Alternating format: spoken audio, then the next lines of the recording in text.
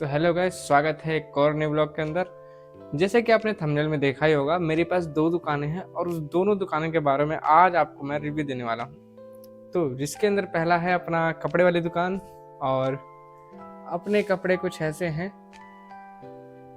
अभी तो सिर्फ शर्ट आए हैं, पैंट नहीं कह रहा हूँ, जीन्स शर्ट और टी शर्ट आए हैं। बाकी अपने कट पीस के कपड़े हैं। और ये अपनी साइकिल है, इसी साइकिल से आया हूँ। और ये अपनी मशीन है, ठीक है। तो हुआ ये था ना कि जब हम लोग ये सामान लेने गए थे, तो जो डीलर था उसने हम लोगों को बाय एनी चांस ठग दिया, क्योंकि हमारा पहली बार था और उसे मौका मिल गया। तो उसने हमें ऐसा चूना लगाया है कि पूछो मत, मैं बता नहीं सकता हूँ और मैं बताऊँगा भी नहीं। चूना तो लग गया है भाई। तो ये अपनी कुछ ऐसी दुकान है और अभी ज़्यादा कुछ आया नहीं है, तो ज़्यादा कुछ और अभी मतलब जो अर्निंग्स हैं वो भी ना के बराबर होती हैं, क्योंकि एक तो इसने ठग दिया, ऊपर से कस्टमर भी आते हैं तो सिर्फ कम ही कराते हैं, क्योंकि गांव में जानते हो ज़्यादातर लोग होते नहीं है कि चीज़ें खरीदें। तो जो भी है इतना ही है। तो चलते हैं दूसरी दुकान की तरफ। तो हम आ गए हैं दूसरे दुकान पे। इस दुकान के अंदर जैसे कि अपनी वो कपड़े की दुकान थी, तो ये अपनी सिलाई की दुकान है। और इस सिलाई की दुकान में अंदर मैं सब दिखाता हूँ, जितने भी मशीनें हैं अच्छे से बताऊँगा, क्योंकि कपड़े का तो दुकान हम लोग अभी करना शुरू किए हैं, लेकिन सिलाई का हम लोग बचपन से कर रहे हैं, ठीक है। तो चलो मैं बताता हूँ अच्छे से। हाँ, तो सबसे पहले मैं अपनी दुकान का जो मेन चीज़ है वो दिखाता हूँ आप लोगों को। सबसे पहले हम दिखाएंगे काउंटर। तो ये अपना काउंटर है जिसके ऊपर हम लोग कटिंग करते हैं, प्रेस करते हैं। ये अपना कोई दराज है जिसके अंदर थोड़ा सा माल मसाला रखा हुआ है और बाकी चीज़ें रखी हुई हैं। इधर अपना मशीन से जो इम्पोर्टेंट सामान होते हैं ना वो रखे हैं, बाकी बैग के कुंडे चैन रखे हुए हैं। और इधर नीचे अपना जो कटा पेटा कपड़ा रहता है वो, और इसके नीचे फालतू का सामान है और इधर भी फालतू का सामान है, देखने की कोई जरूरत नहीं है। तो काउंटर दिखा दिया मैंने। अब इधर आते हैं इस रेक के अंदर। इस रेक के ऊपर जितने भी सामान है सबके अंदर मटेरियल भरा पड़ा है। जो ये वाली मशीन है इससे नग बटन लगता है, और यहाँ अपना कुछ रोज़मर्रा का सामान रखा हुआ है जो डेली चीज़ में यूज़ आती है। और मेन चीज़ पे आते हैं। मेन चीज़ जो अपनी है, अपनी मशीन है। ये अपनी मशीन है और ये मेरा स्पीकर का डब्बा, इसको साइड कर देते हैं। हाँ, तो ये मशीन है जिस पे हर तरह का कपड़ा, जैसे कि जीन्स हो गया, आपका हुजरी का कपड़ा हो गया, मतलब हर कपड़े चल जाते हैं इस पर, क्योंकि ये इंडस्ट्रियल मशीन है तो सब बन जाता है इस पर। दूसरी मेन चीज़ पे आ जाते हैं अपना ये है अपनी इंटरलॉक की मशीन। इस पे तीन धागा, वैसे तो 4 धागा चलता है, लेकिन अभी इस पे 3 ही सेट कर रखा है, क्योंकि हम लोग अभी अपना वो बना नहीं रहे हैं, क्या कहते हैं उसको, हैवी काम नहीं कर रहे हैं।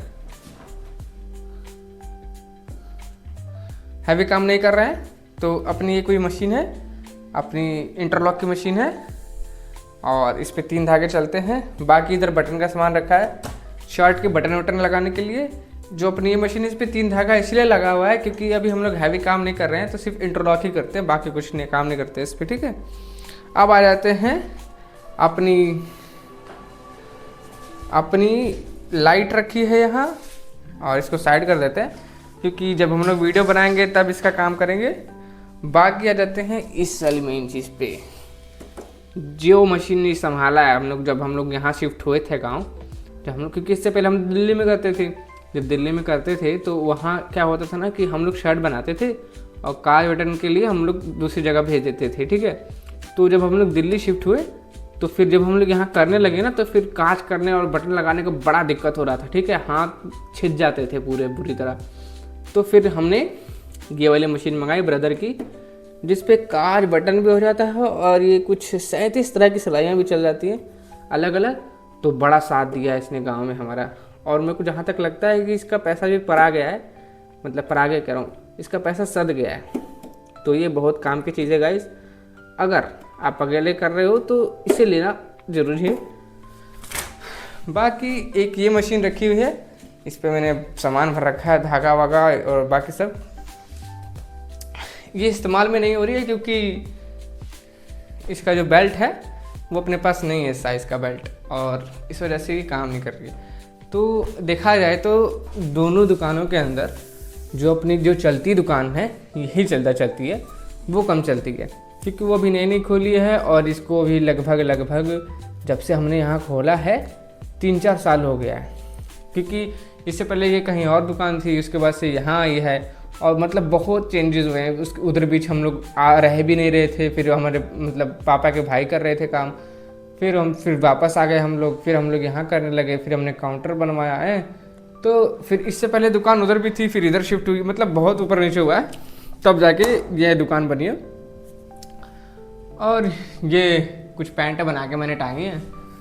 तो बस यही दोनों दुकानें हैं मेरे पास। और जहाँ तक का फ्यूचर का प्लान ये है कि अपने जो कपड़े की दुकान जो अपनी आपने देखा आधी अधूरी थी, उसको पूरा करने का है। और अपना जो हमने खुद का सोचा था कि हम लोग खुद के कपड़े बनाएंगे, तो वो करना है, ठीक है। तो इन सब चीज़ों में तो टाइम लगने वाला है और मैं पूरा का पूरा जो भी प्रोसेस होगा सब दिखाऊंगा आप लोगों को। और मुझे लगता है कि इस चीज़ में आपको भी मज़ा आएगा और मुझे भी मज़ा आएगा, क्योंकि भले यूट्यूब हो ना हो, ये चीज़ करना बहुत ज़रूरी है, ठीक है। तो बस इतना ही, क्योंकि पैसे इसलिए नहीं बता सकता क्योंकि जितने भी पैसे आते हैं हमारे दोनों दुकानों से, वो वापस या तो खर्चे में चले जाते हैं या तो दुकान के किराए देने में चले जाते हैं। ज़्यादा कुछ बचता नहीं है।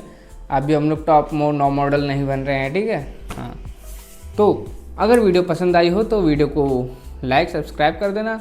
मिलता हूँ एक और नई वीडियो के अंदर। टाटा बाय बाय, फिर मिलेंगे यारा। तो देख ऋषि, एक बात अच्छे से समझा दो तेरे को, ठीक है। जब भी तू रिकॉर्डिंग करेगा ना, तो मैं हूँ ना एकदम फ्रेम के अंदर सेंटर में आना चाहिए, ठीक है। इधर जैसे इधर आऊँ तो हर समय कैमरा मूवेबल होना चाहिए, ठीक है ना। समझ रहा है ना, कि कभी भी इधर उधर हो जाए तो मैं हमेशा सेंटर में आना चाहिए। तो हमेशा एक्टिव रहना पड़ेगा, टेक नहीं लेना है बाबू।